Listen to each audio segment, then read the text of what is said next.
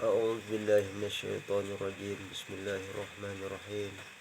الحمد لله رب العالمين. الصلاة والسلام على أشرف الأنبياء والمرسلين سيدنا ومولانا محمد وعلى آله وصحبه أجمعين. رب اشرح لي صدري ويسر لي أمري واحلل عقدة من لساني يفقهوا قولي.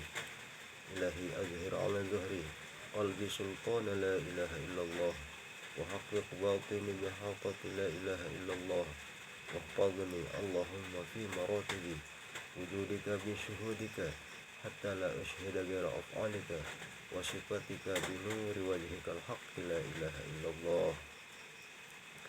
إلهي أنت مقصودي ورضاك مطلوبي أعطني محبتك ومعرفتك. اللهم صل وسلم وبارك على سيدنا محمد النور الذاتي وسر الساري في سائر الأسماء وصفاتي. Amma ba'du. Bapak Ibu, saudara-saudariku, hadirin hadirat dimanapun saja berada, bertemu kembali dengan saya di Arif Billah channel YouTube pribadi saya. Di sini saya akan melanjutkan kajian kita tentang kajian hakikat hikmah sholat dalam ma'rifat di dalam bagian kelima. Kemarin kita sudah melalui kajian kita di dalam kajian hakikat hikmah sholat dalam ma'rifat bagian 4. Kini dalam kesempatan yang bahagia ini saya akan melanjutkan kajian kita ke bagian 5, kajian hakikat hikmah sholat dalam ma'rifat bagian 5. Baiklah Bapak Ibu saudara-saudariku, mempersingkat waktu, kita langsung saja mulai dari pertanyaan.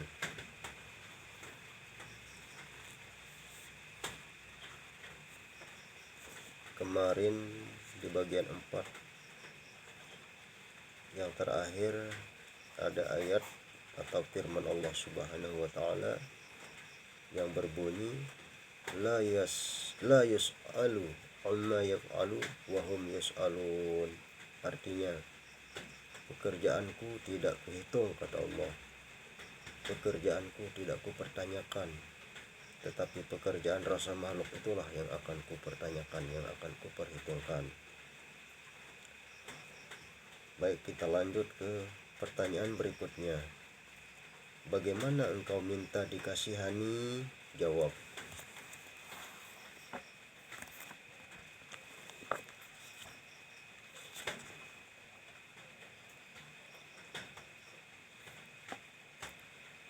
Bagaimana engkau minta dikasihani? Jawabnya adalah sebab hamba itu sifatnya. Sebab hamba itu adalah sifatnya. Maksudnya, Bapak Ibu saudara-saudariku, maksudnya di sini adalah sebab hamba itu sifatnya. Maksudnya adalah sifat Allah. Jadi hamba itu adalah sifat dari sifatnya Allah, kenyataan sifat daripada sifat Allah.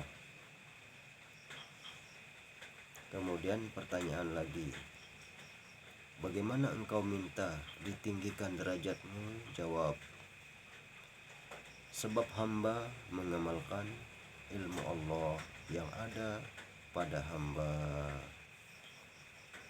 Jadi maksudnya Bapak Ibu saudara-saudariku, bagaimana engkau minta ditinggikan derajatmu? Jawab, sebab hamba mengamalkan ilmu Allah yang ada pada hamba.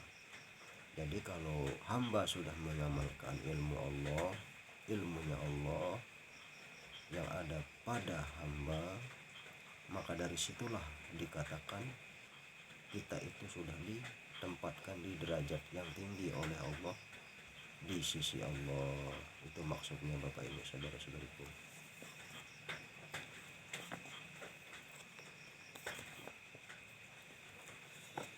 Pertanyaan berikutnya, bagaimana engkau minta rezeki dan hidayah? Jawab, sebab hamba mengamalkan zat sifat asma af'al engkau ya Allah Jadi di sini maksudnya bagaimana engkau minta rezeki dan hidayah? Jawabnya adalah sebab hamba mengamalkan zat sifat asma af'al engkau ya Allah. Jadi barang siapa yang sudah mengamalkan zat sifat asma dan af'alnya Allah, berarti orang itu termasuk orang yang sudah mendapat rezeki dan hidayah dari Allah Subhanahu wa ta'ala pada hakikatnya. Pertanyaan berikutnya, bagaimana engkau minta sehatkan? Jawab, sebab hamba mengamalkan hidup engkau ya Allah. Jadi maksudnya adalah bagaimana engkau minta sehatkan? Nah, jawabnya adalah sebab hamba mengamalkan hidupnya Allah. Jadi bagi hamba yang sudah mengenal hakikat hidup, yang hidup dan yang dihidupkan, yang hidup adalah Allah, yang dihidupkan adalah hamba, maka hamba ini termasuk adalah orang yang sudah dikasih kesehatan. Jadi kalau tidak ada hidup, maka seseorang itu dikatakan sakit, bahkan bisa dikatakan mati. Karena hiduplah kita mengalami kesehatan. Begitu maksudnya Bapak Ibu saudara-saudariku. Pertanyaan selanjutnya, bagaimana engkau minta maaf?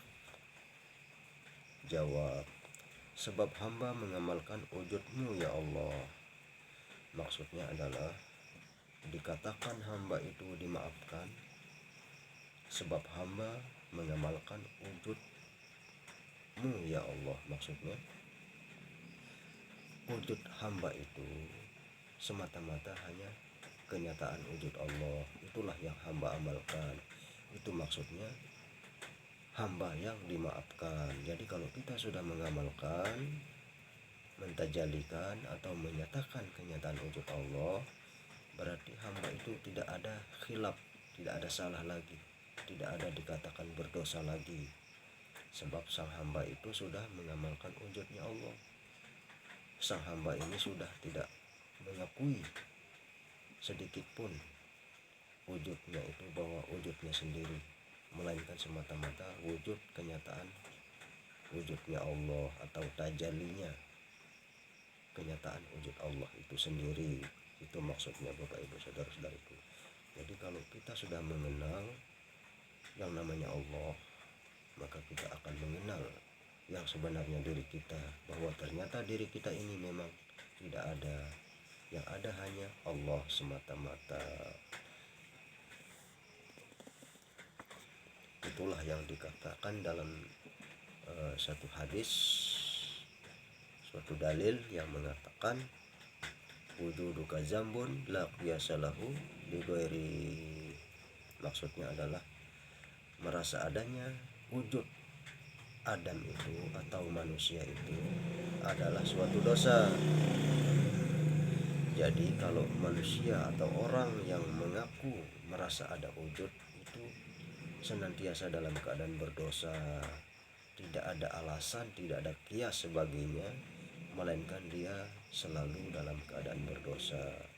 Jadi kalau dia sudah memahami hakikat yang punya wujud, disitulah dia lepas dari dosa. Begitu ya Bapak Ibu saudara-saudariku maksudnya. Pertanyaan selanjutnya, kalau engkau seperti itu caranya, berarti engkau itu hak Allah zahir dan batin, dan engkau mendapat apa-apa yang engkau inginkan. Inilah yang dikatakan Allah dalam surah Al-Anbiya ayat 23 yang berbunyi, A'udzu billahi minasyaitonir rajim. La yus'alu amma yas'alu wa hum yus'alun. La yus'alu amma yaf'alu wa hum yus'alun. Artinya, pekerjaanku atau apa-apa yang kukerjakan itu tidak ada pertanyaan bagiku, kata Allah. Namun apa-apa yang kamu kerjakan, yang merasa kamu kerjakan, itulah yang akan dipertanyakan Allah. Maksudnya yang lain, dan Allah tidak ditanya tentang apa yang diperbuatnya, tetapi mereka pasti akan ditanya. Jadi kalau kita masih merasa makhluk kita yang melakukan, nah itu akan dipertanyakan oleh Allah. Bagaimana kamu bisa merasa melakukan sesuatu, padahal kalau bukan karena Allah, kalau bukan karena zat Allah, kalau bukan karena ruhullah, kita tidak bisa bergerak, kita tidak bisa berbuat apa-apa. Nah, maka dari situlah kita tidak boleh mengakui af'al atau kelakuan kita sebagai kelakuan atau af'al kita sendiri, karena hakikatnya semata-mata af'al atau kelakuan Allah semata-mata. Begitu ya Bapak Ibu saudara-saudariku. Maksudnya, lanjut ke pertanyaan berikutnya.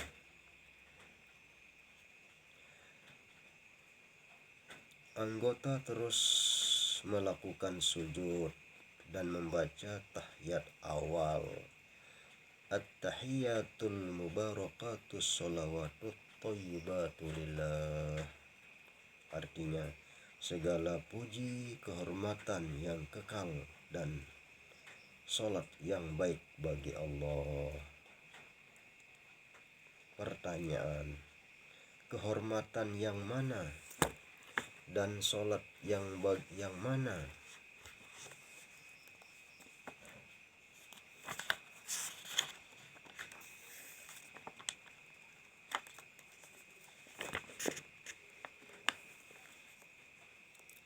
Yang lebih baik bagi Allah?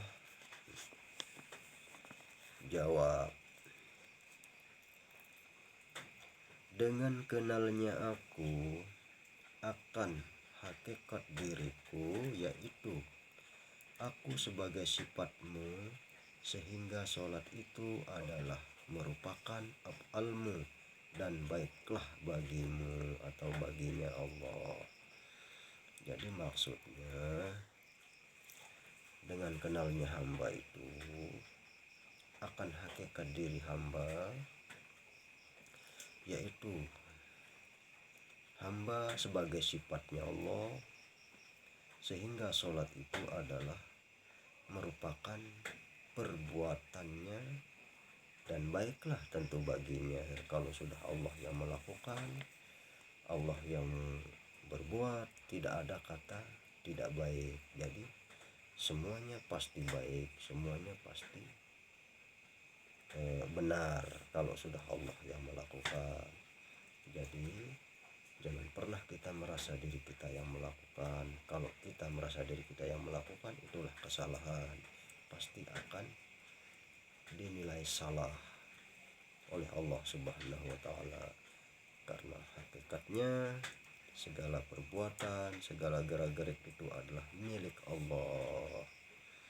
Sesuai dengan Al-Quran mengatakan di dalam surah Al-Anfal ayat 17 mengatakan, wa ma ramaita iz ramaita walakinnallaha rama. Ya Muhammad, bukan kamu yang melempar ketika kamu melempar, kata Allah, tapi akulah yang melempar ketika kamu melempar. Itu maksudnya Bapak Ibu saudara-saudariku. Lanjut ke pertanyaan. Bukan pertanyaan Bapak Ibu ya. Ini langsung ke bacaan dalam sholat. Lidah meneruskan membaca, Assalamualaikum ayyuhan nabiyyu wa rahmatullahi wa barakatuh. Artinya, selamat dan sejahtera atas engkau Nabi dan rahmat Allah dan karunia-Nya. Selamat dan sejahtera atas engkau Nabi, dan rahmat Allah dan karunia-Nya atau berkahnya. Pertanyaan: mana hakikat Nabi dan rahmatnya dan karunia-Nya? Jawab: yang dikatakan Nabi pada hakikat itulah jasad, sebab min nuri Muhammad, min nuri zatihi. Maksudnya adalah jasad kita ini min nuri Muhammad, min nuri zatihi. Maksudnya adalah daripada jasad kita ini, maksudnya ya Bapak Ibu saudara-saudariku, jasad kita ini daripada nur Muhammad, dan nur Muhammad daripada nur zat. Itu maksudnya Bapak Ibu saudara-saudariku. Dan nur itu yang diutus oleh Allah sampai maujud sekarang. Itu maksudnya Bapak Ibu. Jadi wujud kita sekarang ini hakikatnya adalah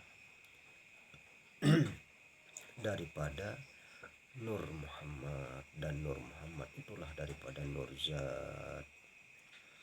Itu maksudnya Bapak Ibu saudara-saudariku. Dan itu pula yang engkau beri rahmat dan karunia, sebab itu rupa engkau sendiri ya Allah.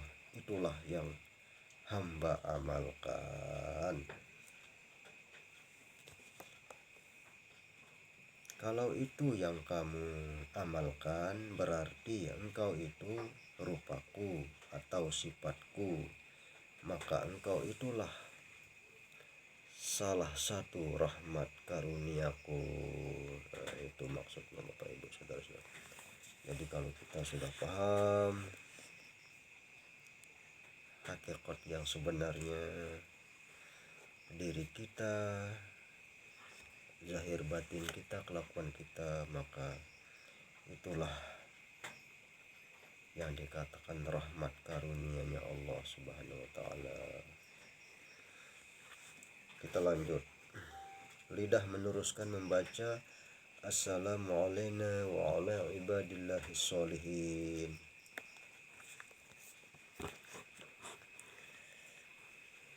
Artinya, selamat dan sejahteralah atas kami, atas sekalian hamba Allah yang soleh. Pertanyaan: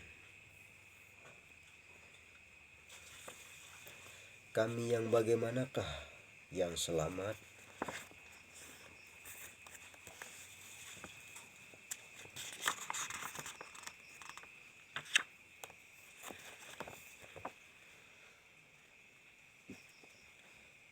Dan yang mana hamba yang soleh? Jawab: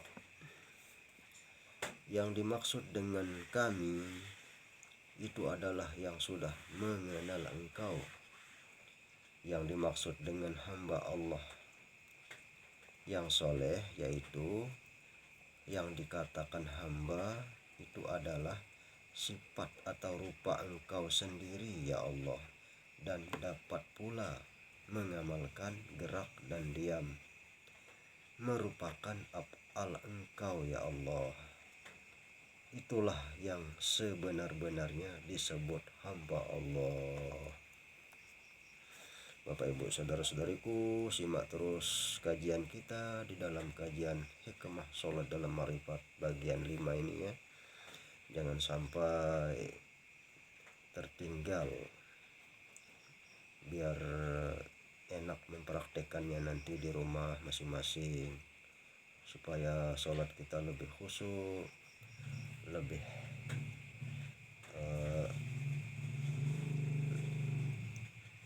afdol tentunya ya, lebih baik dan lebih bagus sholatnya, lebih khusyuk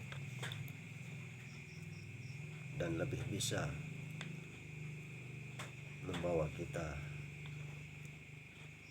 ke keredaannya Allah Subhanahu wa taala. Amin ya rabbal alamin.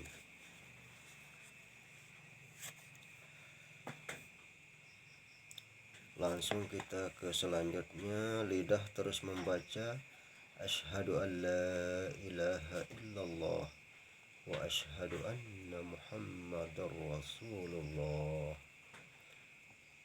Allahumma sholli ala Muhammad.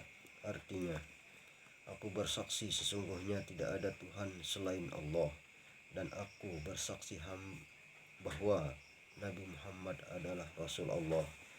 Ya Allah, berikanlah rahmat atas penghulu kami Nabi Muhammad sallallahu alaihi wasallam.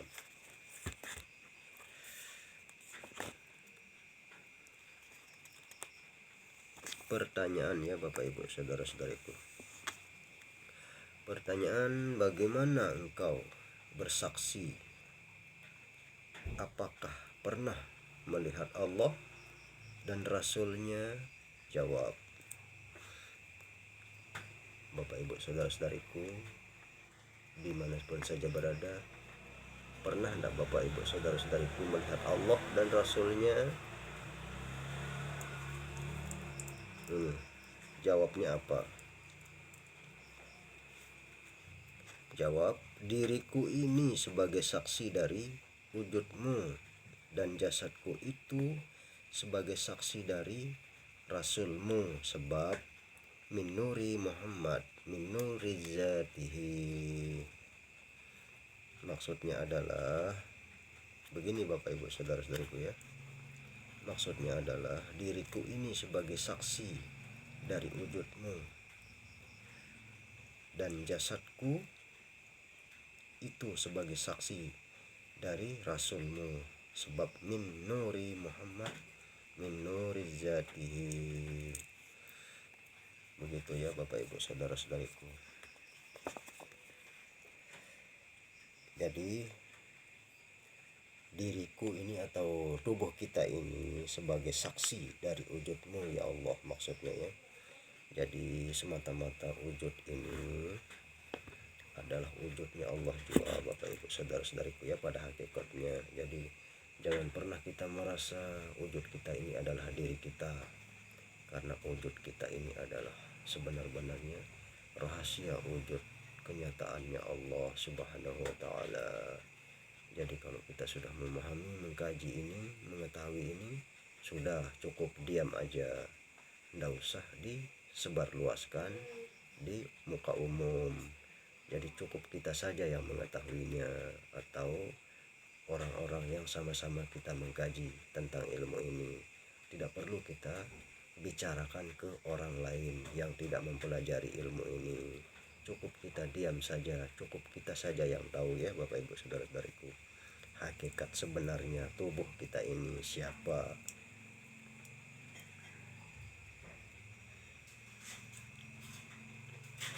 Bagaimana engkau bersaksi? Apakah pernah melihat Allah dan Rasulnya? Jawab, diriku ini sebagai saksi dari wujudmu, dan jasadku itu sebagai saksi dari Rasulmu, sebab min nuri Muhammad min nuri zatihi. Min nuri Muhammad min nuri zatihi. Sebab jasad kita ini daripada nur Muhammad, dan nur Muhammad daripada nur zatnya. Jadi terhubung ya Bapak Ibu saudara-saudariku antara diri kita dengan nur Muhammad, dengan nur zat. Jadi ibarat kapas jadi benang, benang jadi kain, kain jadi baju, baju dibuat daripada kain, kain daripada benang, nah kemudian benang itu daripada kapas.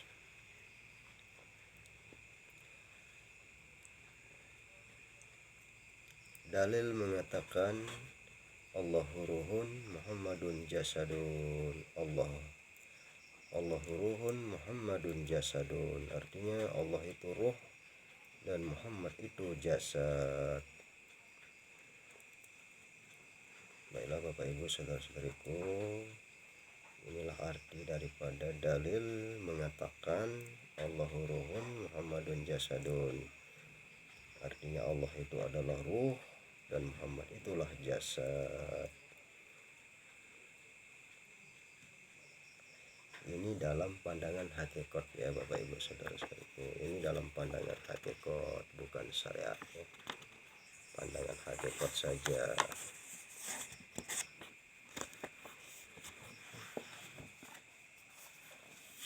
Lanjut ke pertanyaan berikutnya. Oh ya, masih pembahasan yang tadi.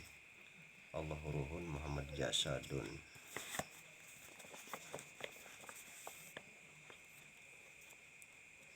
Allahu ruhun Muhammadun jasadun. Allah itu adalah ruh, Muhammad itulah jasad.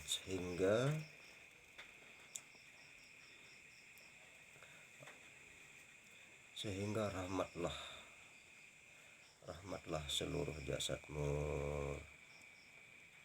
sebagaimana engkau melihat itu rahmatku, sampai kamu mewujud itu rahmatku, kata Allah.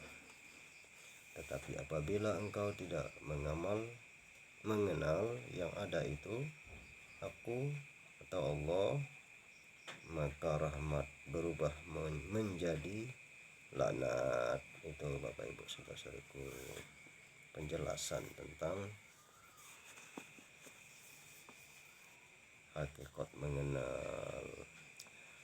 Lidah meneruskan membaca kama shallaita ala Ibrahim wa ala ali Ibrahim wa barik ala Muhammad wa ala ali Muhammad kama barakta ala Ibrahim wa ala ali Ibrahim fil alamin innaka Hamidum Majid. Artinya, berilah rahmat atas penghulu kami Nabi Ibrahim, Nabi Muhammad, sebagaimana rahmat Nabi Ibrahim, dan berilah berkat kepada penghulu kami Nabi Muhammad sebagaimana berkat Nabi Ibrahim di dalam sekalian alam. Sesungguhnya engkau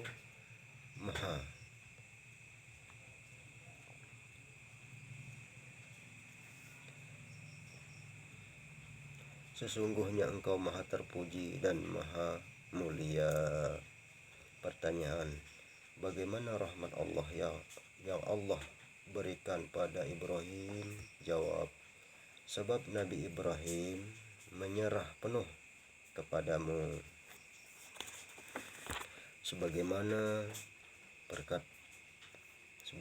perkataannya, hasbiyallahu wa ni'mal wakil. Artinya, cukup Allah tempat berserah diri, sedangkan hamba dari awal sampai akhir, dari zahir sampai batin, sudah mengenal bahwa engkau yang maujud. Sedangkan adanya hamba merupakan sifat-sifatmu ya Allah. Apabila engkau lakukan seperti itu,